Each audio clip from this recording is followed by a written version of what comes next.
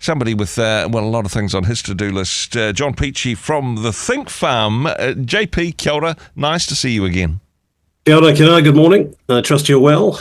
You're doing very well. I must say, there's nothing like having an extra hour's sleep on a Sunday morning to put some viv in your step. Actually, I do think that we should do this more often. I know that our clocks would get out of whack, but I just feel fantastic on a Monday morning for a slightly longer weekend than most. Yes, a little extra hour here and there never hurts. Except last night we went off the clock on the microwave and started eating dinner at 5:45. I see. And honestly, swings and roundabouts. We'll pay for it at the end of winter when we get robbed of that anyway. Don't even start me on that. The topic that I'm wanting to talk about today, of course, the Treaty Principles Bill going back to the House this week. And, honestly, I think we've very deeply divided, not just in Parliament, of course, there's some deep divisions there. There's David Seymour and then there's everyone else. But as a nation, those division lines are pretty strong as well. The most submissions we've ever had to a select committee. Yeah, I mean, it's interesting, isn't it? We are deeply divided according to the statistics of the treaty, the submissions to the Treaty Principles Bill. Yeah. And it does concern me, the issues that surround, behind this divide have been going on for way, way, way too long. And we need to get resolution. This is not helping us as a country. It's not helping us in our relationships. And I have this silly statement that says we'll stop throwing rocks at each other, somehow hoping that will form a bridge. And I just think we've just got to get off either side of the canyon and get in the middle and just find out where the river is, and work together. It really worries me, actually. And exactly. A kind of an odd view that I have, Andrew, is we're actually in a crisis in a whole range of our society. Whether it's our teenagers and anxiety and depression, yeah. Whether it's in our economic status that people are suffering at the moment. I mean, things are not fantastic out there. Yeah. What the US is doing is having a dramatic effect, across the world in terms of inflationary pressures and things again. And Christopher Luxon's saying today that we're not going to suffer from the same thing because we're a bit more careful about our markets and our products are needed in certain markets. But we are going to feel some of that pressure. Yeah. And I absolutely believe that during a crisis we need to collaborate, stop competing and start collaborating to bring better for everybody. So this Treaty Principles Bill worries me. Mm-hmm. We have to have robust argument in society to make sure that we're on the right track. But we've just got to put these things to bed, I think. So it concerns me. It really does. As a nation, it concerns me. Sorry, I was just going to say, of course, there's that passage from, I think it's Matthew's Gospel, the words of Jesus saying that the house divided against itself will fall. When we are double-minded, when we can't make our minds up about something as fundamental as to what is the foundation of our country, what is the foundation of the relationship between the Crown and Māori, when there's such deep division in this area, doesn't bode well, I suppose, for moving forward. No, it doesn't. And Abraham Lincoln picked that up in a very famous speech, the same thing on the house divided. And he said, the house cannot stay half slave and half free. He was saying that's just an untenable position. And he expected the house to resolve that, to come together. Yep. And of course they did, but with a lot of pain and a lot of bloodshed and a lot of angst. Thankfully, the Bible gives us insight into a whole range of things. But there's a passage in Romans chapter 12. In the middle of that Romans chapter 12 there's a piece headed up Love in Action, and it says if it's possible, the first part, if it's possible, as far as it depends on you, live at peace with everyone. And that's an emphatic stressing of you need to take your part in this. Yep. Right. If it's possible to find peace, which it is a possibility to find peace in this situation. It depends on each one of us to actually find that peace and to live that out. And I think we probably have to make more of an effort than less of an effort, maybe. Exactly. There's a lot of folk out there who don't understand the nuances necessarily of the treaty principles bill, or the subject has not been maybe taught or shared in a way which people have got good information. I'm not sure, but we've really got to move forward. I had the pleasure of being in Tūhoe Nation last weekend for a tangi, and that was fascinating to sit through an event which was completely in te reo. And to feel like I was actually a stranger there, which was an interesting experience. It was family, or relatives, and fascinating, really. And it was such a joy to taste really in depth some culture that I was unaware of or had not experienced firsthand. So I think that's always the way, isn't it? Taste some of the things, the things that you're a bit afraid of. Taste and see. Yeah. Exactly. Live. Sounds a bit biblical too, doesn't it? Really? It does. I suppose I just wanted to push into an aspect of this because we were talking about this a little bit earlier in the program about the problem of social cohesion, and apparently, there's the Helen Clark Foundation is comparing whether or not our social cohesion is better than the Aussies. It's not the sort of there's a little bit more at stake than a sports game, perhaps, on this one. But actually, when it comes to social cohesion, there's a difference between everybody thinking the same, everybody having the same opinions. A house divided against itself will fall, but actually, that's the nature of the Westminster system. You have different people with different views and opinions. Everybody gets to have a say.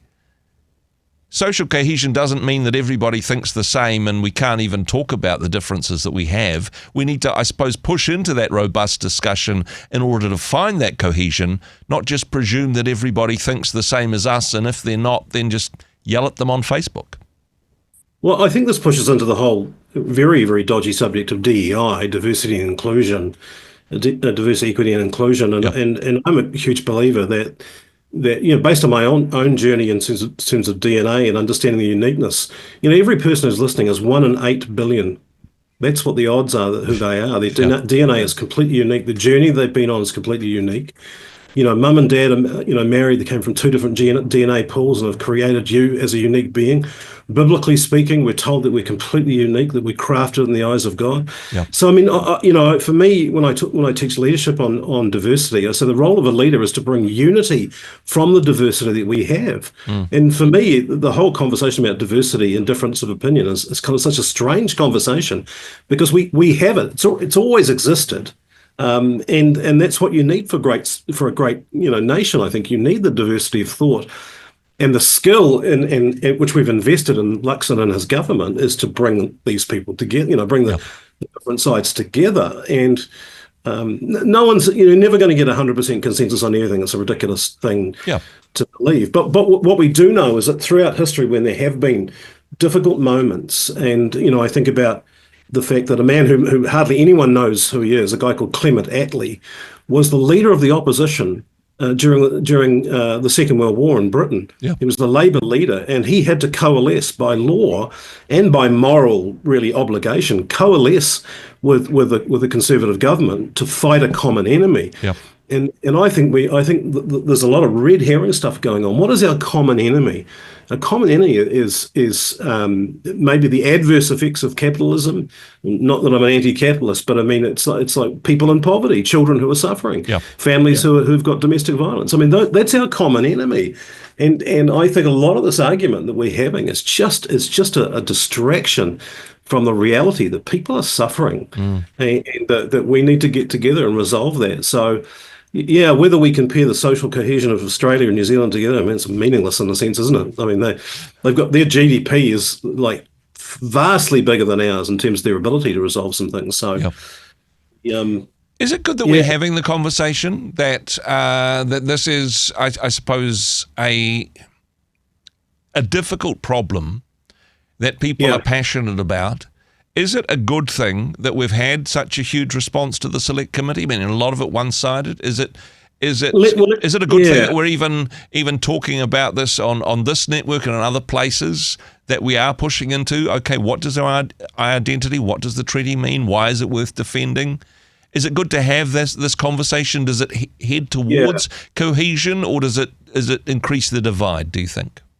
I think that's a really good question. I really do, and I'll tell you why. In the 1970s, there was a television debate in the United States between men of faith and men of science, and that's a whole conversation. Yeah. But this debate was creationism versus evolution, and the point was there was a debate. Yeah. We are rapidly growing towards the fact that if you disagree with me, you may not argue or confront or conflict or argue, wrestle, whatever the case may be. Yep. And that's a dangerous, dangerous place. I mean, that's where fascism comes out of. People talk about fascism in the United States and that. I mean, the inability to debate is the most dangerous thing in our society. Even the Bible talks about, let's reason together, let's come together. Yeah. I mean, Paul goes off to the Romans and the Greeks and starts having these in-depth arguments and explanations and confrontations. But the point was that it happened, it was allowed to happen, Yeah. and people weren't threatened by the conversation. Today, we are threatened by the conversation. And that's the danger, I think, of this whole thing. So to answer your question, no, absolutely, it's a good thing. And what you must do, and this is the difficult thing, when I teach leadership, I say what you've got to do is dissect, DIE, and die to your opinions for a period of time. Because if you believe everything you believe is correct, you will never learn anything. Yeah. We've got to die to our own opinions and push into other people's versions of their truth and challenging ours and come up with an answer. And I mean, this is part of the framework for the show that I do here on Rhema. It is thoughts and comments, not just yours, JP, not just mine either, getting the thoughts and comments of the listeners. And I challenge the listeners that if you only listen to people that you agree with, who's learning? No, yeah, totally. No, yeah. You've got to be uncomfortable. You've got to be uncomfortable and have a challenge. I was just talking to a client earlier, actually, who was talking about going overseas to a course in education to learn some things differently, and because if we take what's been given and we know that it's not working in a lot of areas, so we've got to do something different. We've got to challenge what we believe, and it's the old Einstein thing, right? You can't fix a system with the same mentality that created it in the first place. You have to have external thought. And I think it comes from different people. I mean, visiting Ruatoria and going through interesting driving down the road from Whakatane into where there was three small maraes. Yeah. The road signs are all in Te Reo. I mean, it was fascinating. It's like you're in a different world, and I think we've got to do that. We've got to dip our toes into a different world and understand some things from a different perspective. Yeah. Without fear and angst, right? And both sides are responsible for that. Again, you can't throw rocks at each other expecting to form a bridge, right? We've got to take the sting out of it. Yeah. And I think in terms of democracy and numbers, which I think is an important part of the conversation, is that the people who have the largest voting bloc are non-Maori, which is, for whatever reason. Yeah. And you've got to bring the people on side who have the voting bloc to make changes. So just yelling at them is not that helpful.